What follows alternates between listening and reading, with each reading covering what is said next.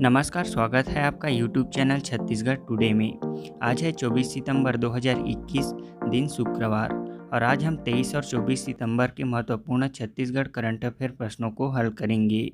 तो चलिए शुरू करते हैं। हमारा पहला प्रश्न है, छत्तीसगढ़ में जल्द ही रिवैम्प्ड डिस्ट्रीब्यूशन सेक्टर स्कीम लागू कर कब तक पूर्ण करने का लक्ष्य निर्धारित किया गया है?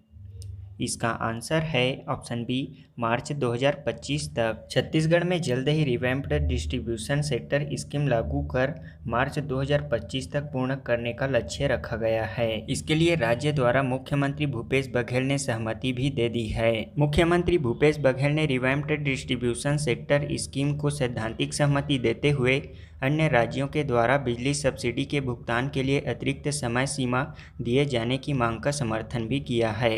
रिवैम्प्ड डिस्ट्रीब्यूशन सेक्टर स्कीम के तहत प्रदेश में विद्युत अधोसंरचना को बढ़ाने के साथ ही इनके आधुनिकीकरण और सुदृढ़ीकरण की कार्यवाही की जाएगी। इस योजना में कृषि उपभोक्ताओं को छोड़कर सभी उपभोक्ताओं के यहाँ स्मार्ट मीटर लगाए जाएंगे। केंद्र सरकार द्वारा इस योजना के तहत डिटेल प्रोजेक्ट रिपोर्ट प्रस्तुत करने की सीमा 31 दिसंबर 2021 तक निर्धारित की है। इस योजना की अनुमानित लागत 9600 करोड़ रुपए है, जिसे मार्च 2025 तक पूर्ण किए जाने का लक्ष्य निर्धारित किया गया है। हमारा अगला प्रश्न है, हाल ही में हरिहर वैष्णव जी का निधन हो गया, वे किस क्षेत्र से संबंधित थे? इसका आंसर है ऑप्शन सी, साहित्यकार। हाल ही में वैष्णव जी का निधन हो गया। वे छत्तीसगढ़ के प्रसिद्ध साहित्यकार थे। वे बस्तर जिले से थे। हरिहर वैष्णव जी ने बस्तर के लोक साहित्य की समृद्धि विरासत को सहेजने में अपना जीवन समर्पित कर दिया था। श्री वैष्णव जी बस्तर के प्रसिद्ध लोक साहित्यकार थे। उन्होंने जनजातियों में प्रचलित कहानियों, गीतों को लिपिबद्ध किया।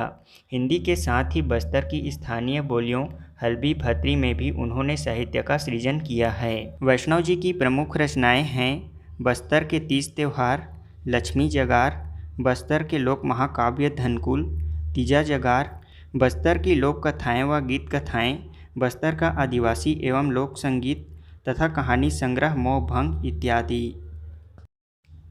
अगला प्रश्न है, सतत विकास लक्ष्य SDG प्रोग्रेस अवार्ड से किसे सम्मानित किया गया है?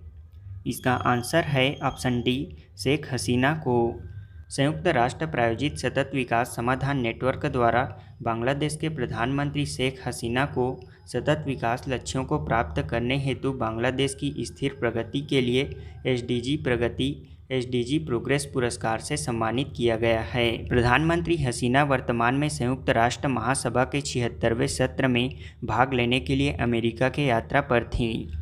बता दें कि संयुक्त राष्ट्र प्रायोजित सतत विकास समाधान SDSN की स्थापना 2012 में संयुक्त राष्ट्र महासचिव के तत्वाधान में की गई थी। बांग्लादेश की वर्तमान प्रधानमंत्री शेख हसीना, राष्ट्रपति अब्दुल हामिद, राजधानी ढाका व मुद्रा टका है।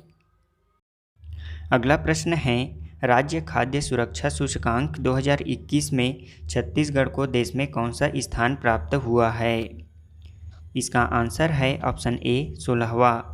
राज्य खाद्य सूचकांक 2021 में छत्तीसगढ़ को 16वां स्थान प्राप्त हुआ है। बता दें कि केंद्रीय स्वास्थ्य और परिवार कल्याण मंत्री मनसुख मांडविया ने खाद्य सुरक्षा के 5 मापदंडों में राज्यों के प्रदर्शन को मापने के लिए भारतीय खाद्य सुरक्षा और मानक प्राधिकरण का तीसरा राज्य खाद्य सुरक्षा सूचकांक जारी किया है।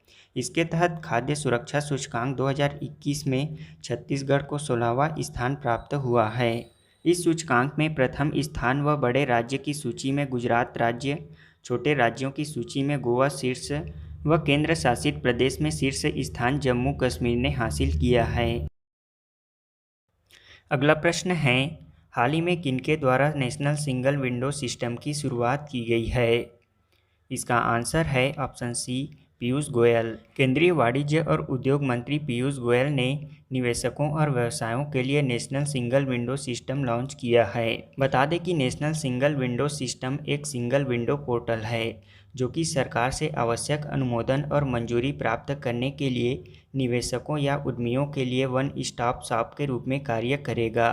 यह भारत में निवेशकों, उद्यमियों और व्यवसायों के लिए आवश्यक अनुमोदन और पंजीकरण के लिए सरकारी कार्यालयों में चलने वाली प्रक्रिया से मुक्ति देगा। इस नई प्रणाली का उद्देश्य पारिस्थितिकी तंत्र में पारदर्शिता, जवाबदेही और अनुक्रियाशीलता लाना है। वर्तमान में यह पोर्टल 18 केंद्रीय विभागों और 9 राज्यों में स्वीकृतियों की मेजबानी करेगा। शेष 14 केंद्रीय विभागों और 5 राज्यों को दिसंबर 2021 तक जोड़ दिया जाएगा। पोर्टल को इन्वेस्ट इंडिया के साथ उद्योग और आंतरिक व्यापार संवर्धन विभाग द्वारा संयुक्त रूप से विकसित किया गया है। छत्तीसगढ़ शासन ने राज्य में विभिन्न जिलों में कितने नवीन महाविद्यालय की स्थापना करने के लिए मंजूरी प्रदान की है? इसका आंसर है ऑप्शन बी, 10 महाविद्यालय। दूसरा प्रश्न है, छत्तीसगढ़ में गढ़बो नवा भविष्य कार्यक्रम किस उद्देश्य से प्रारंभ किया गया है? इसका आंसर है ऑप्शन सी, बच्चों में व्यावसायिक जानकारी के उद्देश्य से। हमारा अगला प्रश्न है, ग्लोबल इनोवेशन इंडेक्स 2021 में भारत कौन से स्थान पर है? इसका आंसर है ऑप्शन सी, 46वें स्थान पर। अगला प्रश्न है, छत्तीसगढ़ के किस तकनीक अथवा योजना को राष्ट्रीय इनोवेशन अवार्ड प्रदान किया गया है? इसका आंसर है option C, online pension management system को। अगला प्रश्न है, राज्य खाद्य सुरक्षा सूचकांक 2021 के बड़े राज्यों की सूची में शीर्ष स्थान पर कौन सा राज्य है? इसका आंसर है ऑप्शन ए, गुजरात राज्य। अब हम पिछले क्विज का आंसर जान लेते हैं। पहला प्रश्न है, राज्य में नारायण पाल मंदिर कहाँ स्थित है? इसका आंसर है बस्तर जिले में। यह नारायण पाल मंदिर बस्तर जिले के बस्तर ब्लॉक के ग्राम नारायण पाल में स्थित एक विष्णु मंदिर है। यह मंदिर पुरातत्व विभाग के अधीन संरक्षित है। नारायण पाल के इस विष्णु मंदिर को देखने के लिए दूर दूर से पर्यटक यहां पहुंचते हैं, जिसकी संख्या अब धीरे धीरे बढ़ने लगी है। अब यहां प्रवेश, दर्शन, पार्किंग इत्यादि का शुल्क लिया जा रहा है। दूसरा प्रश्न है, तेंदुआ जनगणना रिपोर्ट के आधार पर छत्तीसगढ़ का देश में कौन सा स्थान है? इसका आंसर है 5वां। तेंदुआ जनगणना के आधार पर छत्तीसगढ़ का देश में 5वां स्थान है।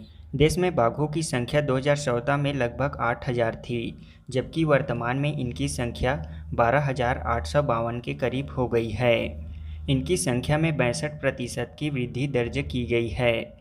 देश में राज्यों में तेंदुओं की स्थिति इस प्रकार है।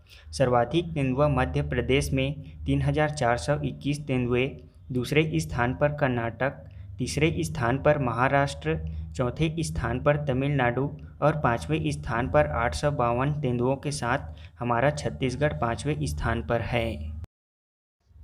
हमारा आज के क्विज का पहला प्रश्न है, आदर्श थाना योजना के तहत राज्य में कितने जिलों में आदर्श थाना बनाए जाने की योजना है?